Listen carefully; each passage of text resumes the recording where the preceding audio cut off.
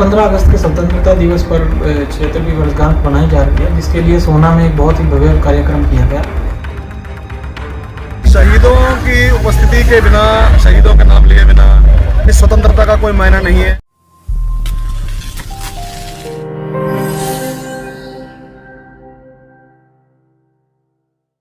हर साल की भांति इस साल भी सोहना के देवीलाल खेल स्टेडियम में स्वतंत्रता दिवस कार्यक्रम का आयोजन किया गया, जहां पर सोहना के एसडीएम प्रदीप कुमार ने तिरंगा फहराने के बाद अपने संबोधन में सरकार की उपलब्धियों को बताया।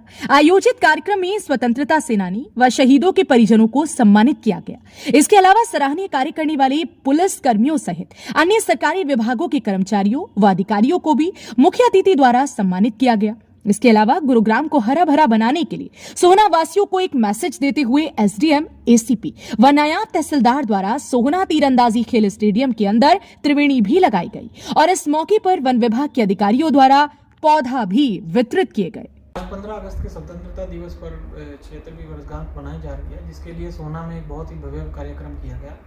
इस कार्यक्रम में सांस्कृतिक कार्यक्रम किए गए, स्कूली बच्चों द्वारा मार्च पास्ट किया गया, एनसीसी के कैडेट्स द्वारा वहाँ पे परेड की गई, बैंड के प्रोग्राम थे और हमने इस मौके पर जो स्वतंत्रता सेनानी हमारे थे, उनके परिजन थे, उनको सम्मानित किया।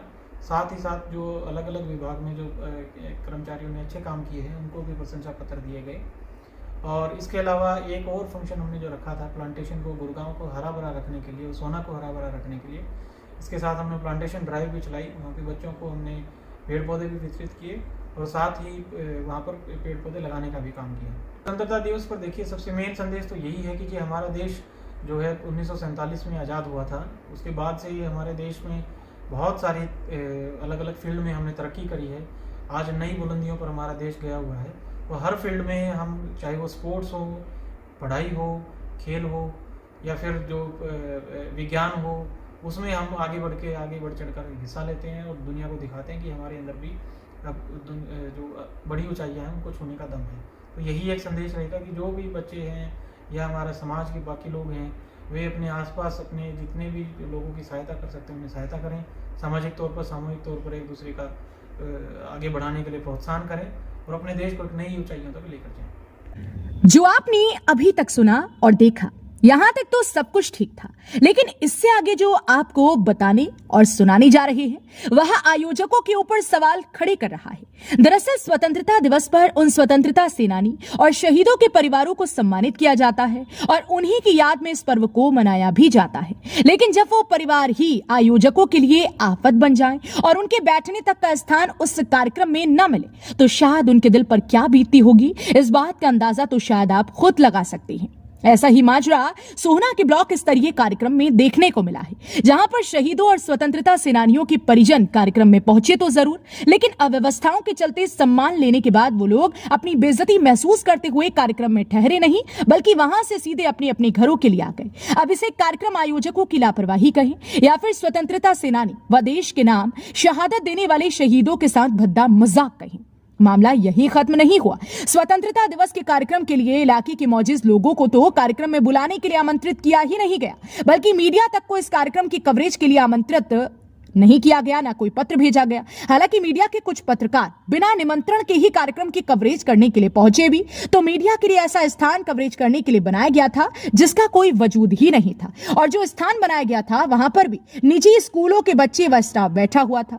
यानी कि अगर यह कहा जाए कि व्यवस्था के नाम पर कार्यक्रम सिर्फ जीरो था तो गलत नहीं होगा। शहीदों की उपस्थिति के बिना, शहीदों के नाम लिए बिना इस स्वतंत्रता का कोई मायना नहीं है। सबसे ज़रूरी जो है ये भाव यही है कि उन शहीदों को याद किया जाए, उन शहीदों के लिए जो है सम्मान दिया जाए और आम जनता को उस भाव के साथ जोड़ा जाए जिस भाव के तहत जो है हम सब ये कार्यक्रम कर रहे हैं। देखने को मिला कि कुछ लोग रुके नहीं यहाँ पर, शहीद के परिवार जो आए थे, परंतु जो व्यवस्था ऊपर की गई थी वहाँ कुछ कमी रही है इस बारे में, जिसके लिए आयोजक माननीय नायब तहसीलदार साहब को बता दिया गया कि भाई जो है आगे से थोड़ा सा जो है विशेष प्रबंध रहेगा कि एक छोटा सा लॉबी या छोटा सा केबिन जो है उनके लिए अलग से रहे, क्योंकि जिस चीज़ को हम सम्मान देना चाहते हैं जब वो मैसेज पब्लिक तक रहेंगे तो वो चीज़, ये सब चीज़ें जो प्रपंच जो है ये फीके हो जाते हैं। मेरे पास मैसेज नहीं पहुँचा।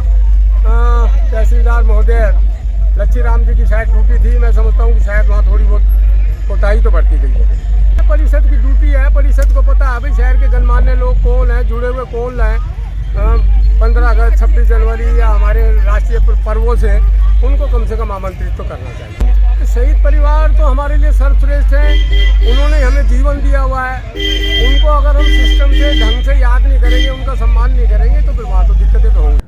बता दें कि भले ही सोहना के देवीलाल खेल स्टेडियम में ब्लॉक स्तरीय कार्यक्रम का आयोजन किया गया हो, लेकिन अब की बार अव्यवस्थाओं के चलते इस कार्यक्रम ने प्रशासन की भद्द पीट कर रख दी है, क्योंकि इसके अलावा सोहना ग्रामीण इलाके के सरकारी स्कूलों में भी ध्वजारोहण और सांस्कृतिक कार्यक्रमों का आयोजन किया गया, जहां पर गांव के मौजूद लोगों का सम्मान भी किया गया। अगर हम बात करें स्मार्ट ग्राम दोहला की, तो यहां पर ग्रामीणों के सहयोग से स्कूल अध्यापकों की देखरेख में बहुत ही अच्छे कार्यक्रम का आयोजन किया गया, जो कि सोहना खेल स्टेडियम में आयोजकों के लिए किसी तमाचे से कम नहीं है। हालांकि अब देखना इस बात का होगा कि जिले के उच्च अधिकारी कार्यक्रम की भद्द पीटने वाले लापरवाह अधिकारियों के ऊपर किस तरह की कार्यवाही अमल में लाते हैं, ताकि कोई अधिकारी आगे से इस तरह की लापरवाही न बरत सके। हरियाणा वरदान के लिए सोहना से संवाददाता विशाल राघव की रिपोर्ट। देश व प्रदेश की खबरों को सबसे पहले देखने के लिए हरियाणा वरदान चैनल को सब्सक्राइब करें, लाइक करें व शेयर करें।